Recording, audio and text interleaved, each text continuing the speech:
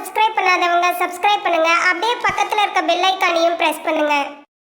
இந்த 2026ல எந்தெந்த ராசிகளுக்கு அரசி வேலை கிடைக்கும் அப்படிங்கிறத இந்த வீடியோல பார்ப்போம். அதுக்கு மேல உங்களுடைய ஜாதகத்துல வந்து அரசி வேலை கிடைப்பதற்கான அமைப்பு இருக்குதா அப்படின்னு சொல்லி பாருங்க. அடுத்து உங்களுக்கு சாதகமான திசாபுக்திகள் நடக்குதா அப்படிங்கிறதையும் பாருங்க. அடுத்து நான் சொல்லக்கூடிய கோச்சார பலன்கள் பார்த்தீங்கன்னா உங்களுக்கு சாதகமாக இருக்குதா அப்படின்னு சொல்லி பாருங்க. இந்த மூன்றுமே வந்து பொருந்தி வந்தால் மட்டும்தான் இந்த 2026ல உங்களுக்கு அரசி வேலை கிடைப்பதற்கான யோகம் இருக்கிறது. இப்ப உங்களுடைய ஜாதகத்துல அரசி வேலை கிடைப்பதற்கான அமைப்பு இருக்குதா அப்படிங்கிறத பார்ப்போம். அதாவது உங்களுடைய ஜாதகத்துல லக்னத்திற்கு 10ஆம் இடம் என்று சொல்லக்கூடிய இடம் பாத்தீங்கன்னா அரசு உத்தியோகத்தை குறிக்கக்கூடிய இடம். அந்த இடத்திற்கு பாத்தீங்கன்னா அரசு கிரகங்களான சூரியன், செவ்வாய், சனி, அதே மாதிரி குருவினுடைய பார்வையோ சேர்க்கையோ இந்த 10ஆம் இடத்திற்கு இருந்துச்சுன்னா உங்களுடைய ஜாதகத்துல அரசு வேலை கிடைப்பதற்கான அமைப்பு இருக்குது அப்படிங்கறது அர்த்தம். எனக்கு இந்த கிரகங்களுடைய பார்வையோ சேர்க்கையோ எனக்கு 10ஆம் இடத்துல இல்ல, ஆனாலும் எனக்கு அரசு வேலை கிடைக்குமா அப்படின்னு பாத்தீங்கன்னா அதற்கு மற்ற சில அமைப்புகளும் இருக்கிறது. அந்த அமைப்புகள் என்ன அப்படின்னு சொல்லி பார்க்கும்போது பொதுவாக பூர்வ புண்ணிய ஸ்தானத்தை குறிக்கக்கூடிய இடம் பாத்தீங்கன்னா 5ஆம் இடம், அதே மாதிரி பாக்கிய ஸ்தானத்தை குறிக்கக்கூடிய இடம் பாத்தீங்கன்னா 9ஆம் இடம். அதாவது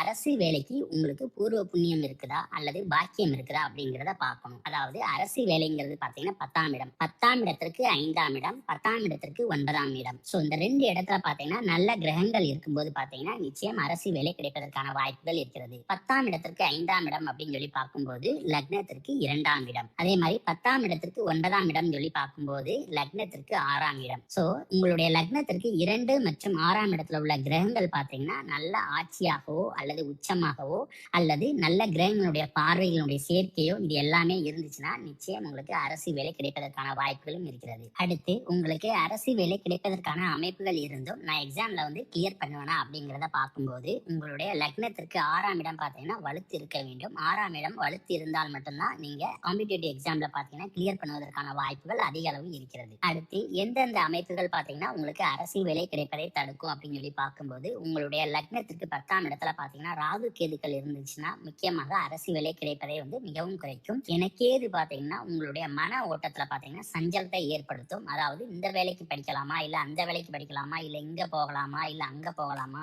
இல்ல பிசினஸ் பண்ணலாமா இல்ல கவர்மெண்ட் ஜாப்க்கு போகலாமா, இந்த மாதிரி உங்களுடைய எண்ணங்கள் பாத்தீங்கன்னா அலைபாய்வதற்கான வாய்ப்புகள் இருக்கிறது. அதனால கேது வந்து 10ஆம் இடத்துல இருந்துச்சுன்னா நிச்சயம் வந்து அரசு வேலை கிடைப்பதற்கான வாய்ப்புகள் ரொம்ப கம்மி. ஆனா ராகு வந்து தனியாக இருக்கும்போது பாத்தீங்கன்னா நிச்சயம் உங்களுக்கு அரசு வேலை கிடைப்பதற்கான வாய்ப்புகள் ரொம்ப கம்மி. அதே நேரம் ராகுவோட பாத்தீங்கன்னா அரசு கிரகமான செவ்வாயோ சூரியனோ சேர்ந்து இருந்துச்சுன்னா நிச்சயம் உங்களுக்கு அரசு வேலை கிடைப்பதற்கான வாய்ப்புகள் ஓரளவுக்கு இருக்கிறது. அடுத்து உங்களுடைய லக்னத்திற்கு 6 மற்றும் 8 12ஆம் இடத்துக்குரிய அதிபதியினுடைய தசாபுத்தி நடக்குதா அப்படிங்கிறதே பார்க்கணும். ஏன்னா 6, 8, 12 தசாபுத்தி நடக்கும்போது பாத்தீங்கன்னா அரசு வேலை கிடைப்பதற்கான வாய்ப்புகள் பாத்தீங்கன்னா ரொம்ப கம்மி.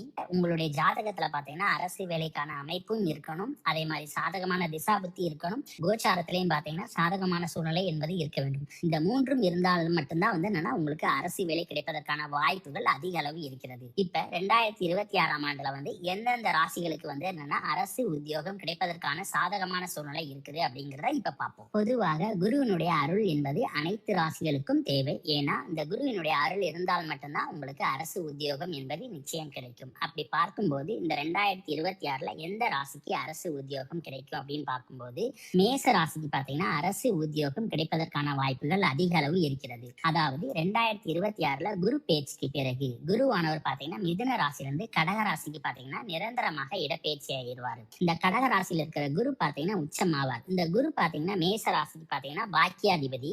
அவர் வந்து 4ஆம் இடத்துல வந்து என்னன்னா உச்சமாகி அவர் 7ஆம் பார்வையாக 10ஆம் இடத்தை பார்க்கிறதுனால நிச்சயம் அரசு வேலை கிடைப்பதற்கான வாய்ப்புகள் அதிக அளவு மேச ராசிக்கு இருக்கிறது. அதே நேரம் குருவினுடைய விசேஷ பார்வையான 9ஆம் பார்வை பார்த்தீங்கன்னா 10ஆம் இடத்து அதிபதியான சனி மேல விழுகிறதுனால நிச்சயம் வந்து இந்த 2026ல மேச ராசினியர்களுக்கு பாத்தீங்கன்னா அரசு உத்தியோகம் கிடைப்பதற்கான வாய்ப்புகள் அதிக அளவு இருக்கிறது. அடுத்து எந்த ராசிக்கு இந்த 2026ல அரசு உத்தியோகம் கிடைக்கும் அப்படின்னு பாத்தீங்கன்னா ரிஷப ராசிக்கு பாத்தீங்கன்னா ஒரு 75% பாத்தீங்கன்னா அரசு உத்தியோகம் கிடைப்பதற்கான வாய்ப்புகள் இருக்கிறது. ஏன்னா குருவினுடைய விசேஷ பார்வையான 9ஆம் பார்வை பாத்தீங்கன்னா வருடத்தினுடைய முதல் 5 மாதங்கள்ல வந்து 10ஆம் இடத்துல விழுகுது. அதே நேரம் ராகு பாத்தீங்கன்னா 10ஆம் இடத்துல இருக்கிறாரு. ராகு 10ஆம் இடத்துல இருந்தாலும் குருவினுடைய பார்வை வந்து என்னன்னா இந்த ராகுவின் மேல விழுகிறதுனால குரு ராகு சண்டால யோகம் ஏற்படுகிறது. இதனாலையும் பார்த்தீங்கன்னா உங்களுக்கு அரசு உத்தியோகம் கிடைப்பதற்கான வாய்ப்புகளும் இருக்கிறது. அதே நேரம் 10ஆம் இடத்து அதிபதியான சனி பார்த்தீங்கன்னா 11ஆம் இடத்துல இருக்கிறாரு. இந்த 11ங்கிறது பார்த்தீங்கன்னா லாபஸ்தானத்தை குறிக்கக்கூடிய இடம்.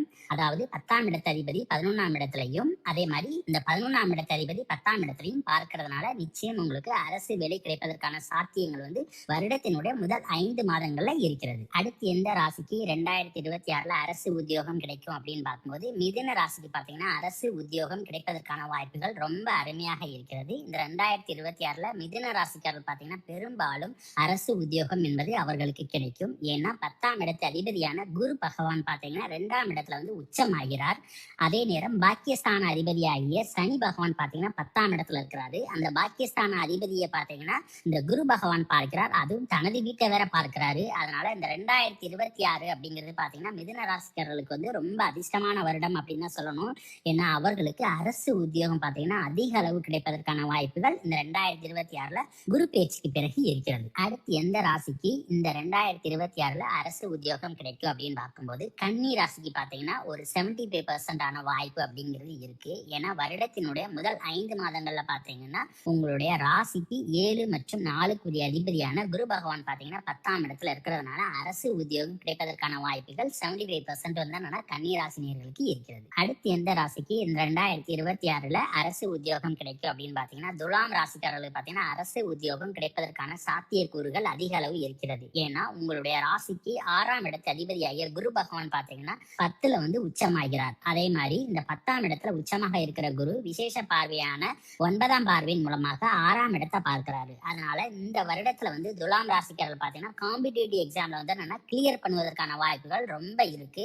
அதன் மூலமாக பார்த்தீங்கன்னா உங்களுக்கு அரசு உத்தியோகம் கிடைப்பதற்கான வாய்ப்புகள் அதிக அளவு இருக்கிறது. ஆக இந்த 2026ல துலாம் ராசிக்காரர்கள் பார்த்தீங்கன்னா அரசு உத்தியோகம் கிடைப்பதற்கான வாய்ப்புகள் உறுதி. அடுத்து எந்த ராசிக்கு 2026ல அரசு உத்தியோகம் கிடைக்கும்னு பார்க்கும்போது மகர ராசிக்கு பார்த்தீங்கன்னா அரசு உத்தியோகம் கிடைப்பதற்கான வாய்ப்புகள் அதிக அளவு இருக்கிறது. ஏன்னா வருடத்தினுடைய ஆரம்பத்துல பார்த்தீங்கன்னா குரு பகவான் வந்து உங்களுடைய ராசிக்கு 6ஆம் இடத்துல இருந்து 5ஆம் பார்வையாக 10ஆம் இடத்தையும் பார்க்கிறார். குரு பேச்சுக்கு பிறகும் பார்த்தீங்கன்னா குரு வந்து 7ஆம் இடத்துல உச்சமாகி 5ஆம் பார்வையாக 11ஆம் இடத்தையும் பார்க்கிறார். ஆக இந்த 2026ல பார்த்தீங்கன்னா மகர ராசிக்கு பார்த்தீங்கன்னா அரசு உத்தியோகம் கிடைப்பதற்கான வாய்ப்புகள் அதிக அளவு இருக்கிறது. அடுத்து எந்த ராசிக்கு 2026ல அரசு உத்தியோகம் கிடைக்கும் அப்படின்னு பார்க்கும்போது கும்ப ராசிக்கு பார்த்தீங்கன்னா அரசு உத்தியோகம் கிடைப்பதற்கான வாய்ப்புகள் அதிக அளவு இருக்கிறது. குரு பேச்சுக்கு பிறகு பார்த்தீங்கன்னா குரு பகவான் உங்களுடைய ராசிக்கு 6ஆம் இடத்துக்கு வருவாரு. இந்த 6ஆம் இடத்துல இருக்கிற குரு பார்த்தீங்கன்னா உச்சமாவாரு. இந்த 6ல உச்சமாக இருக்கும்போது அவர் 5ஆம் பார்வையாக 10ஆம் இடத்தை பார்ப்பாரு. அதனால இந்த வருடத்துல பார்த்தீங்கன்னா காம்படிட்டிவ் எக்ஸாம்ல கிளியர் பண்ணுவதற்கான வாய்ப்புகளும் இருக்கிறது. அரசு உத்தியோகம் கிடைப்பதற்கான வாய்ப்புகளும் இருக்கிறது. இந்த குரு பகவான் பார்த்தீங்கன்னா உங்களுடைய ராசிக்கு 2ஆம் இடத்து அதிபதி. அவர் வந்து 6ல உச்சமாக இருக்கும்போது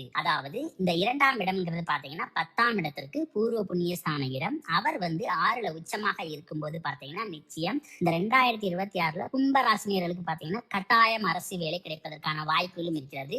இந்த குரு பகவான் பார்த்தீங்கன்னா உங்களுடைய ராசிக்கு லாபஸ்தான அதிபதியும் கூட அவர் உச்சமாக இருக்கிறதுனால அரசு வேலை கிடைப்பதன் மூலமாக பார்த்தீங்கன்னா வருமானங்களும் பார்த்தீங்கன்னா உங்களுக்கு பெருகுவதற்கான வாய்ப்புகள் அதிக அளவு இருக்கிறது. ஆக 2026ல கும்ப ராசினியர்களுக்கு பார்த்தீங்கன்னா அரசு வேலை கிடைக்கக்கூடிய ஜாக்பாட் பார்த்தீங்கன்னா உங்களுக்கு நிச்சயம் இருக்கிறது. அடுத்து எந்த ராசிக்கு அரசு உத்தியோகம் கிடைப்பதற்கான வாய்ப்பு இருக்கு அப்படின்னு பார்க்கும்போது மீனம் ராசிக்கு பார்த்தீங்கன்னா வருடத்தினுடைய முதல் 5 மாதங்கள்ல பார்த்தீங்கன்னா அரசு உத்தியோகம் கிடைப்பதற்கான வாய்ப்புகள் அதிக அளவு இருக்கிறது. உங்களுடைய ராசிக்கு 10ஆம் இடத்து அதிபதியான குரு பகவான் பார்த்தீங்கன்னா 4ஆம் இடத்துல இருந்து 7ஆம் பார்வையாக நேரடியாக தனது வீட்டையே பார்க்கிறார். இதனால நிச்சயம் வந்து அரசு வேலை கிடைப்பதற்கான யோகம் பார்த்தீங்கன்னா மீனராசினியர்களுக்கு வருடத்தினுடைய முதல் 5 மாதங்கள்ல அதிக அளவு இருக்கிறது. இப்ப சொன்ன பலன்கள் அனைத்துமே பார்த்தீங்கன்னா வருட கிரகத்தினுடைய அடிப்படையில வந்து என்னன்னா நான் பலன்களை சொல்லியிருக்கேன். இதே நேரம் சில ராசிகளுக்கு பார்த்தீங்கன்னா மாத கிரகத்தினுடைய அடிப்படையில பார்த்தீங்கன்னா அதிர்ஷ்டங்கள் அடிப்பதற்கான வாய்ப்புகளும் இருக்கிறது.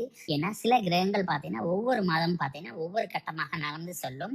அதனால அந்த ஒவ்வொரு மாதமாக நகர்ந்து செல்லக்கூடிய கிரகங்களின் அடிப்படையிலையும் பார்த்தீங்கன்னா சில ராசிகளுக்கு பார்த்தீங்கன்னா அரசு வேலை கிடைப்பதற்கான வாய்ப்புகளையும் ஏற்படுத்திவிடும்.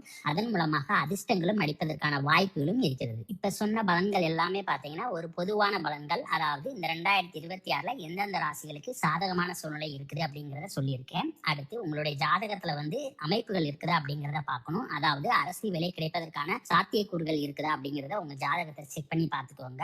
அடுத்து சாதகமான திசாபுத்தி இருக்குதான்னு பார்த்துக்கோங்க. இப்ப சொன்ன பலனை முழுசா எல்லாம் கேட்டிருப்பீங்க. இது 3யுமே வந்து சேர்த்து வச்சுதான் உங்களுக்கு இந்த வருடத்துல அரசு வேலை கிடைக்குமா இல்லையா அப்படிங்கிறத நீங்க உறுதிப்படுத்திக் கொள்ள முடியும். மேலும் தகவலுக்கு எங்க சேனலை மறக்காம சப்ஸ்கிரைப் பண்ணுங்க. நன்றி.